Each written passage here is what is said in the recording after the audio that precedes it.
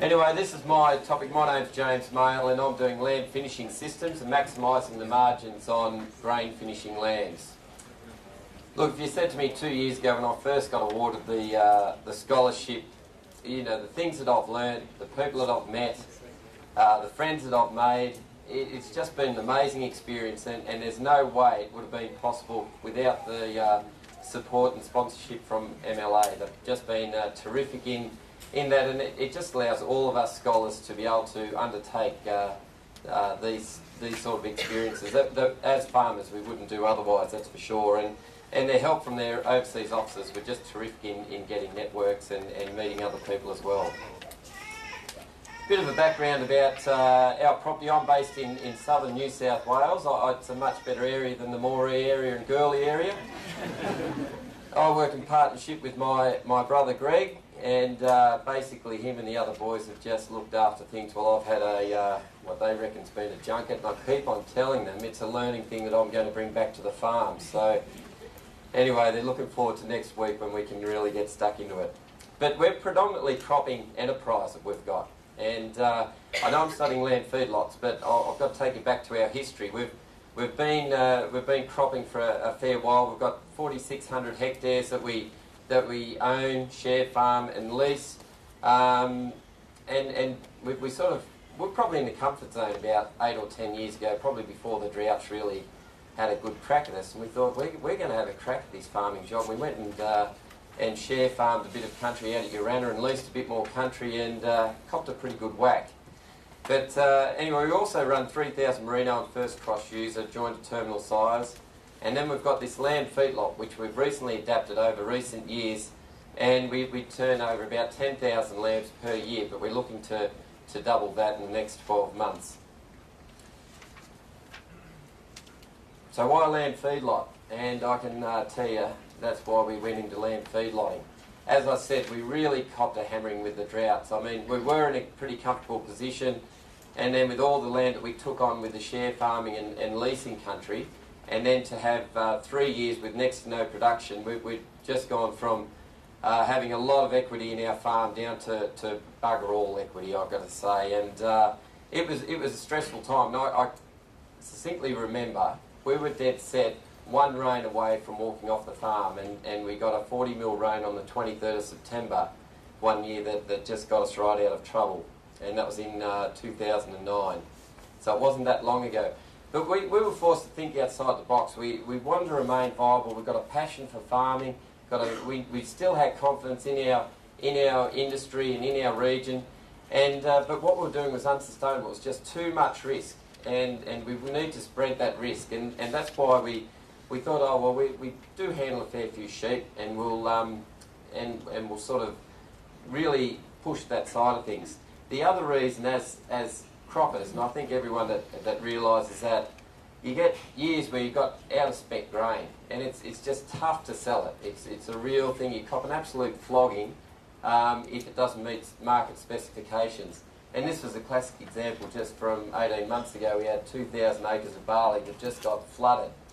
And most people just end up putting a match to it. And we put the header into it, and we got it tested, and it was weighing, wouldn't even meet F3 grade. And but I had it tested, and it still came back okay as far as the protein was 10.5%, and there was 9 megs of energy. And I thought, oh well, if the sheep will eat it, it's not going to kill them. It might be okay. But it just looked ugly, and I was offered $70 a tonne for this grain, and the lupins in there as well, that you can see, that was pretty similar. It was all weather damage, insect damage, and we were offered $130 a tonne for it. So put it into the land feedlot, and you're value adding that grain from $70 a tonne. Effectively, we've been getting up to $300 a tonne return for it. So besides the financial pressures with the drought and also wanting to value add our grain, our motivations included that we wanted to protect the ground cover of our country.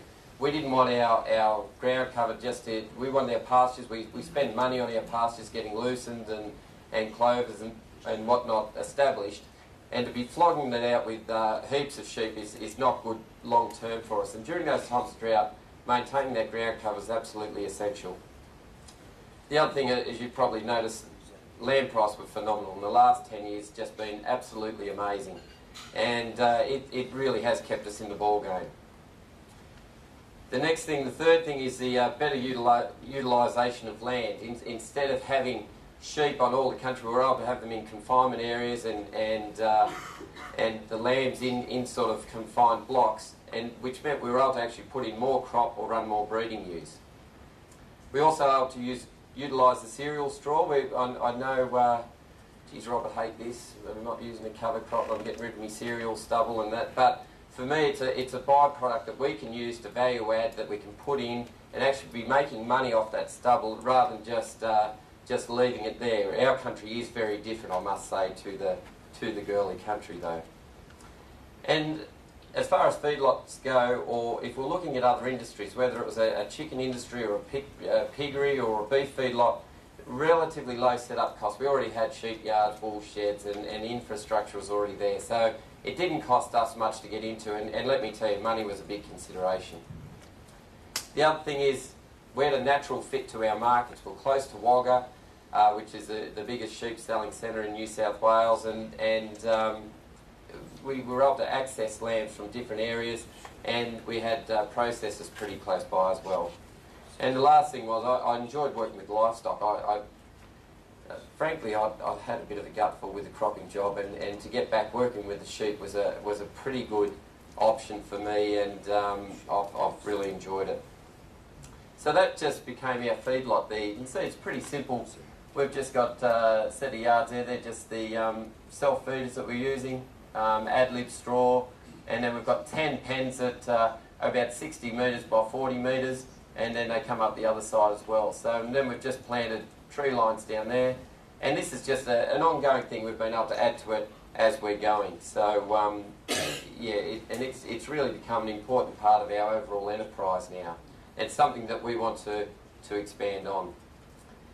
So my study topic, this is what brought me, as a pretty well newcomer into the industry, I was looking at intensive grain fishing of lambs. It's an absolute fledgling industry. It's something that's pretty new. It's so far behind the beef industry, your chicken, your pork. Our counterparts there are a long way ahead in regards to the feed types, feeding systems, the best breeds and genetics. It's basically, I get a few lambs in, and people have had a couple of feeders out there and tried to just finish them up a little bit. But I went searching for information and couldn't find a heap out there, and so that was the main focus of my trip.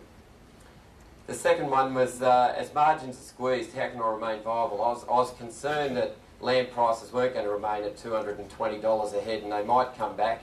And I was concerned, I was hoping, like anything, that wheat would go from $130 to $300 a tonne. Sorry, Rob Nichols and the chook farmers, but that's what I was really hoping for, that grain price would go up. But I was wondering, could we still maintain viability if that happened? And effectively that is exactly what's happened in the last 12 months. Wheat has gone right up to $300 a tonne port, and lamb prices have dropped from $7 a kilo dressed weight to $4 a kilo dressed weight. So it's been a real interesting thing for me to look at there. And then thirdly, is just have a look at the future of the Australian lamb industry, and can I put my faith in it long term? I just knew it was really good at the moment, but long term is the sustainable thing. So my travels with this wonderful group, I went to 7 countries on my global focus tour and added another one on my individual. Went to India, Bahrain, Turkey, Ukraine, France, UK, USA, New Zealand. And I was able to see some of the biggest and best lamb feedlots in the world. Met with industry experts in the field, feedlot nutritionists, feedlot operators, extension officers, and it was a real eye-opener. I tell you what, I just felt like an absolute novice out there. I looked at our competitors, I looked at our markets, and I suppose, I've got to say, what did I learn? Well, I learned heaps. The first thing was that goat and mutton is a staple diet to many around the world, and this was day one in India, where you're in a marketplace, and I've got to admit, their standards of hygiene aren't quite the same as they are in Australia, and I think we might have a bit of goat's head for tea that night, but I was talked out of it. And it's not the same product as a product that we know, the nice lamb product that we know, but you know, the consumption of mutton and goat, and that, as Christine was saying earlier about, there's just so much. It's a staple diet for so many people in the world, and this was really emphasised when I got to Bahrain, and I really got to see how important that live sheep export. It is crucial to the lamb industry as well, because that mutton consumption, it really has an effect on the lamb prices as well. And we've just seen recently the problems with what happened in Pakistan and whatnot. It's got an onflowing effect for all sheep products, whether it's mutton or lamb. The other thing that would really amaze me, and I had no idea whether I was just naive or didn't know, but I didn't realise that many of the Middle Eastern governments are subsidising the Australian live sheep by the tune of $100 to $150 a head. And it got me a bit concerned that if ever that got scrapped, what effect that would have on our live sheep trade and on our lamb prices in general. So you can see how important I think that this area, this market, really underpins lamb prices. The other thing that struck me in Bahrain and in the Middle East was that there is a big emphasis on animal welfare there now. And I just love this bloke's shirt. He's the right thing to do when he was a worker there, and you know, put them in a stock crate. Don't tie them up and throw them in the back of the boot. And they're just made aware of those sort of things, simple things, because as part of their culture, it's looking after animals hasn't been a major thing, but they're slowly teaching them. And I was really impressed with their whole processing, from the sheep that are brought in from Australia through the feedlot there. They've got Australians overseeing things, the operation, and then actually going through the abattoirs and the killing. And the other thing was they were really happy for us to go through the actual killing room floor, see how it's done, and they weren't holding anything back, and that really encouraged me as a producer back in Australia. And then I got to the USA, and it was just a different thing altogether. Like you're in the top end market here, and in the USA, it is a high end niche product. It's not just a little.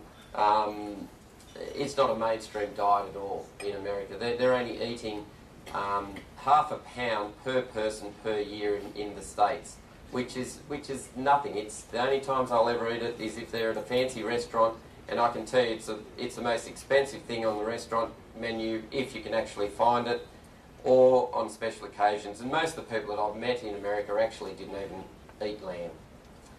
And it's all about the size. The producers in America, they didn't have any restrictions as what they could grow their lambs out. And I love this photo. This is this in Superior Meats in California, and that's a 110-pound carcass. I thought it was a young steer hanging up, and not a lamb.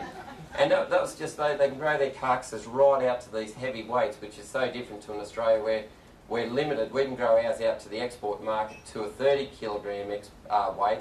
This is 50 to 55 kilograms. It's different again also to New Zealand. They're limited. They can only grow theirs to 22 kilograms as they're meeting the EU market, and also our domestic market is only 24 kilograms. So we're limited by what we can actually grow our carcasses out to. And the other thing I know is we will never compete with other meats over there. It's just not going to happen. They are massive. Well, anyone that's been to the States, they love their meat. They love their steaks and their chicken and their pork, and lamb will only ever be a niche product. And the other thing is, of the lambs produced in the States, 50% of it is produced in America themselves, and 95% of that lamb is grain finished. They're accustomed to grain finished lamb, and that's their preference. So as I just mentioned, those markets, different markets want different products. The EU market requires lambs less than 23 kilograms. The domestic market's less than 24 kilograms, and the US market up to 30 kilograms of our lamb before being discounted. And it's crucial going into a lamb feedlot and just to determine your market. So I'll just get off the markets and the marketing of it and that side of things, and just onto the finishing and what I learned in that area. And I went to Colorado. I spent a fair bit of time in Colorado, and it's got to be the grain finishing capital of the world. It was such an eye-opener for me, going from hired a car from Denver and drove up to a place called Greeley, and it stunk. I've never experienced anything like it. Just the feed lot, and there were cattle everywhere on feed and lambs on feed, and it was just you know, it was just an area that just concentrates solely on their feedlots. And I got to really meet some interesting people there. Now this was a 100,000 head feedlot in Colorado, and it was just days after a blizzard. And I was amazed at how simple a setup it was. I thought I'd be seeing some of the, you know, really top edge, but it was quite basic. But the lambs were in really good condition, and it was -7 that day that we were there.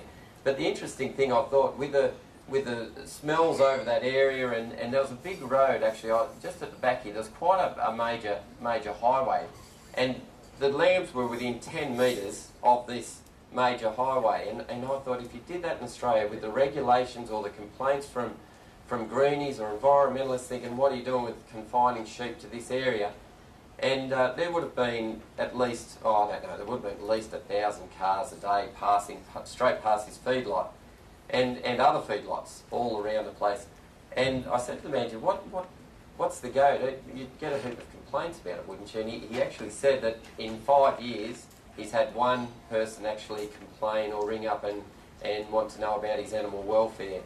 And it was a whole different mindset over there. They were proud of the fact that this area, this region was grain finishing their stock, and they were geared up to it. The people that lived there put up with the smells of it, and that because they realised how important it was to feeding the world, to bringing money into the area, and it was just an interesting observation that we were able to make. So the things I learned from them and through some of the studies, there was targeting lamb side by terminal size with a low breeding value for post-weaning weight. So that's, for those that aren't know, it's pretty basic. So terminal sire, yeah, it sort of says it all. If you can get lambs from that type of sheep, they're just going to do better in a feedlot situation. The other thing is focusing on dollars per kilogram gained rather than feed conversion efficiency. And what I mean there is that there's no good having a $400 a tonne ration. You might be getting a feed conversion of 3 or 4 to 1. If your feed price is down, like my ration, which is costing about $120 a tonne, it might be coming back, the lambs are only converting at 7 kilograms feed consumed to 1 kilogram live weight. I'm still a mile in front, and they're doing the same thing in America. That ration they're on there is they're always shedding their rations to get the ration price down, and it just becomes a maths equation.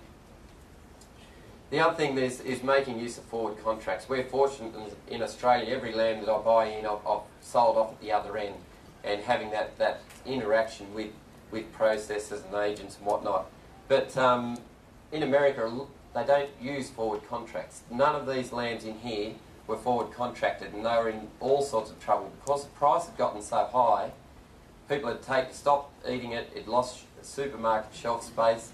They'd taken it off the menus, the actual the lamb off the menu, and these lambs were stuck on a feedlot because they had no processor space at the other end, and they didn't know what price they were going to get. They didn't know when they were going to get killed, and it was just costing them day by day, which is a real trap to fall into. And I saw that also in New Zealand as well, where a great operator putting on great weight gains with his lambs, but not having been able to you can be the best operator in the world, but unless you've got that price secured at the other end, it's not going to help you at all.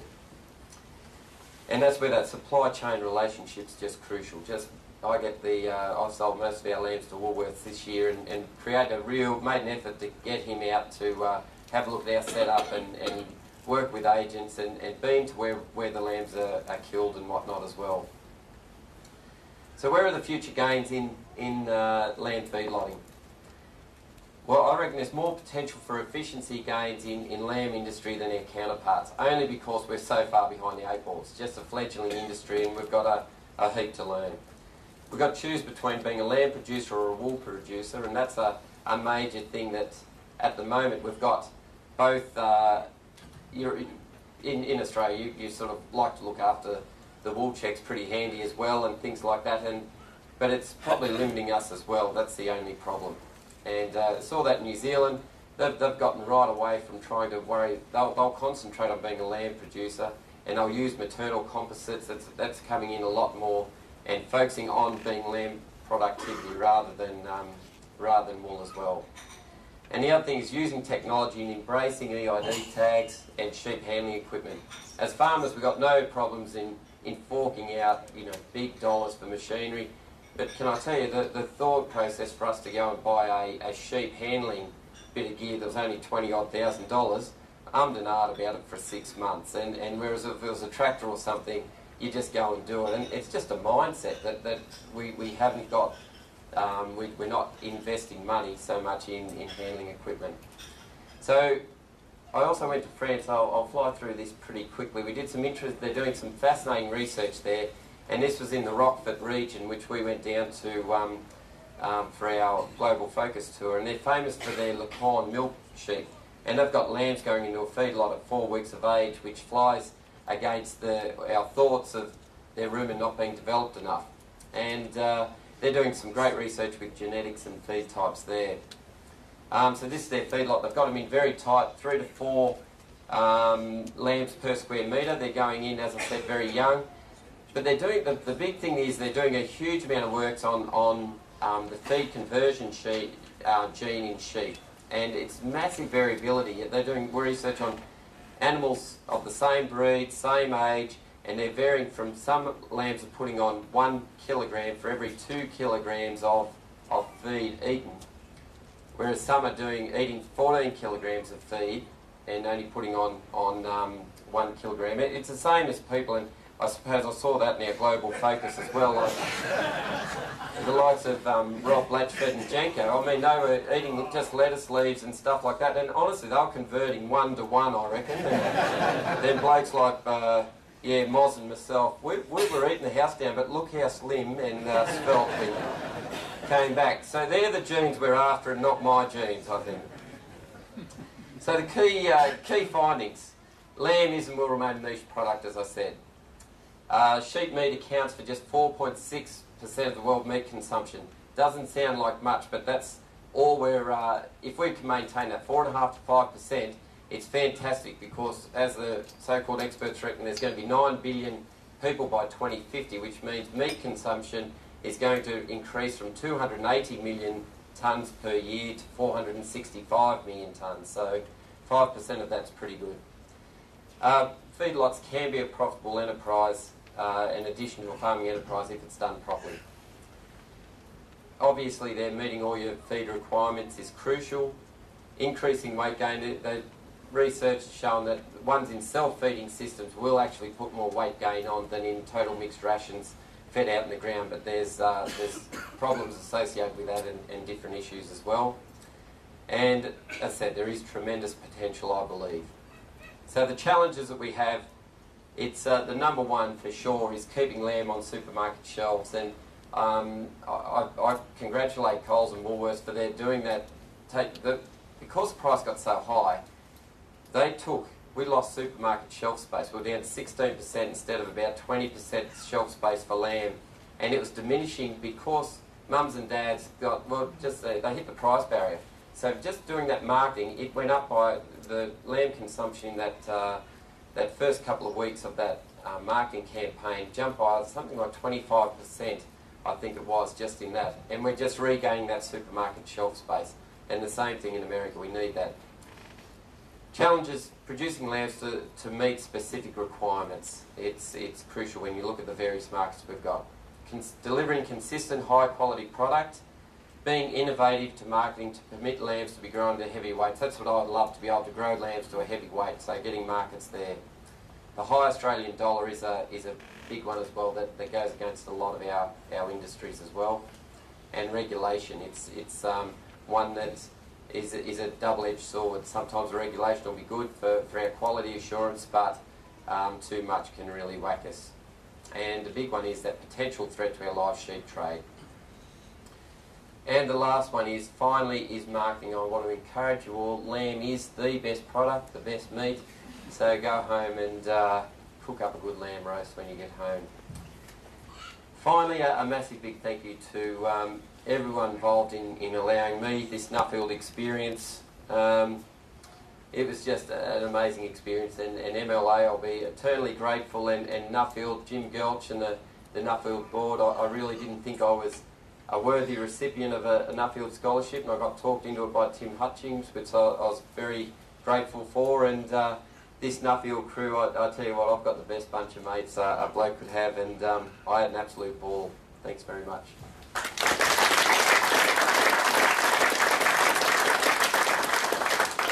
Thanks, James, and you're certainly a worthy Nuffield scholar. Have we got any questions? Yeah, thanks, James. David Cook from Shepparton.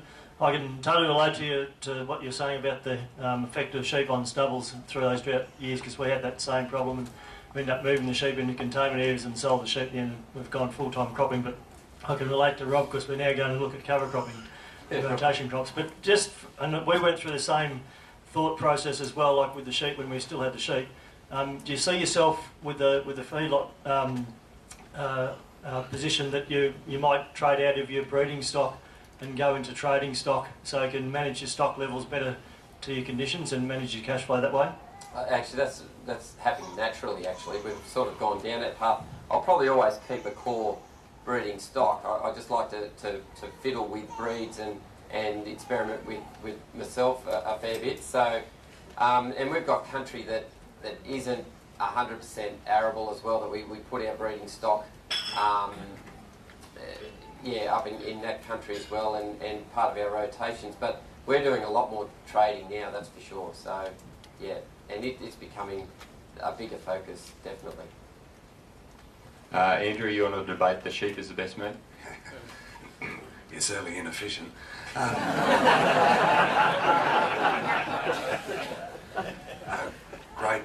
Great presentation, thanks, James.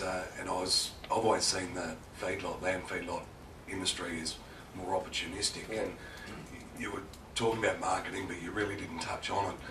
And hence why I suppose the limited capital expenditure in there, and to get the CapEx, there's going to have to be more rigor around the marketing side of it. You do deal with Woolworths. Has there been any opportunities to, and we're coming into the perfect storm where lamb is below 4 now and wheat is at 300, cost plus scenarios to manage that, because if you want to continue that reinvestment, there's needs to be a strong approach there. Is there willingness on your markets now? Oh, look, I think that it's always going to come down to profitability. There's no worries about that. We've got to always be looking at that cost of production. But I suppose that the land price have come down considerably, but you also the buy-in stock of the trade lambs. And the thing about lambs, it's only a short-term turnaround. So they're only buying them. They're only in sort of 60 to 90 days anyway. And I suppose we haven't been in that situation that we do close it down at the moment. We sort of close down for periods of the year. And I know, talking to Woolworths, they would like us to be going all year round now and having that constant supply. They don't want to be going around picking up their 40 and 50 lambs. They'd rather go direct to people like us, and they would like to see us, but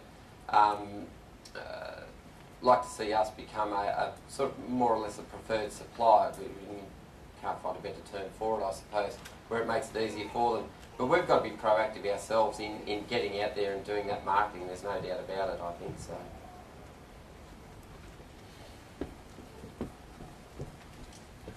Okay, I'd just like to ask a question. Did you see in the US any hormonal growth implants in lamb production? No, they weren't doing it in their lamb. They do promote as being the Mountain States all clean and green. I know they do that with their cattle too, but no, they weren't using it in the lamb. So, yeah. Sorry, one down there. Can you hear me? Yes. Talking of breeds, my name's Stanley from Kenya. Are you finding that the Dorper has any place in your feedlot? Look, I'll be honest, I haven't done a trial with Dorpers in the feedlot. I don't know if my fences are that good. But they're very, very popular. I don't know how they're converting on grain. They're very popular in our western parts of our regions, but I've heard anecdotally they're not so good converting on grain. They're great converters in rangeland sort of country, but as far as going on grain, I've heard they are a little bit limited. But I've got to admit, I've done no research on their actual grain conversion. But they're growing all the time. Apparently, some people even prefer to be getting that Dorper type meat. So they've got a place in Australia for sure. I think you'll find that they convert all right on grain. Right. James, Rob Kelly from Gyra. To answer Jono's question, I think in regards to efficiency, I'd rather be wearing a woolly jumper than a pink skid around, so the sheep will get the vote every day. In return, the breeding of the sheep, one of the latest MLA studies has shown that the quality of a merino eating is above that of the crossbred due to the level of lean meat yield that the crossbreds have been pushing. The maternals have been pushing that lean meat yield so high that the eating quality has dropped. You're talking about bigger carcasses, obviously efficiencies right through the supply chain is better. How are we going to go about increasing that meat yield as well as putting the fat back on to make a better quality product again? Look, it's a real tricky one because you do have that real crossover effect of quality versus efficiency. So I know I know what you're saying there about the eating quality of those meats are better, but as far as we're concerned, there's been quite a lot of trials now with MLA and other areas as far as and I don't know that merino one versus a crossbred. I don't think it's a major difference anyway, and I'd be keen to have a chat to you later about it. But for us, there's just not the efficiency in the weight gain for us, and it's one thing we've got to be concerned that meat in America, they're almost making it like a steak. They want a very uniform meat product because it just depends what market you're after. In America, if we have our traditional lamb over there, it's got too much flavour for them, and it's whereas the likes of traditionally in Australia, we like a real flavoursome lamb, and the same in the EU as well. So it is a bit of a balancing act, and I think just as time goes on, we'll just see where that takes us. It's a bit of a tricky one. Sorry. Okay, well thanks very much for a great presentation, James, and if Terry could come forward and present you with your plaque.